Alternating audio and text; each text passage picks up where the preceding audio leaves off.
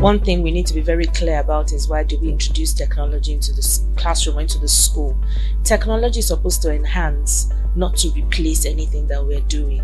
And with screen time, the balanced well-being of the children, I think it's very important for us to also educate the children as to the ills of technology, because technology is two-faced. As much as you have benefits, you also have the downsides of using it. And so strategies that you can put in place to ensure that there's a balance to how the children access technology is one. Of course, ensure that safeguarding is there, ensure that they understand how to use technology. I also think that there has to be a balance in the classroom as well.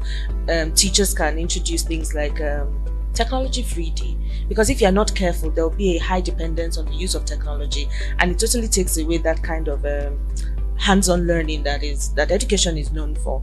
I also think that parents can put things like controls in place. I remember when DSTV Festival came up, and parents were very worried as to how do you control the content that the children watch. And then they came up with the brilliant thing that there's parental control. You have to have those digits, you have to have the password and passcode. It's the same thing as well with parents. There are things you can put in place such that your child's device can go off at a particular time. You are notified when they go on some very interesting sites.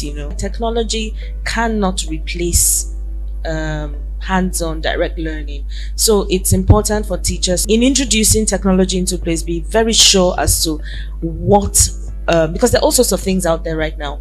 Be very sure as to the technology or whatever app or whatever it is you're bringing into the classroom, the role it has to play there. Because if you are not careful, if the use of something is not known, abuse is inevitable. So ensure that you have that in place. Ensure that when you are even planning, you do not take away the place of collaboration. You do not take away the place of critical thinking in the activities that you bring into play. And be very careful when you're balancing these things, such that the children are not highly dependent on the devices, such that, yes, we know that tutors in the classroom, you should eventually become a facilitator where you step back and allow the children to take ownership of their learning, but you can't totally disengage from what they're doing. You have to ensure that you bring yourself into the place and balance whatever it is that you bring in for technology.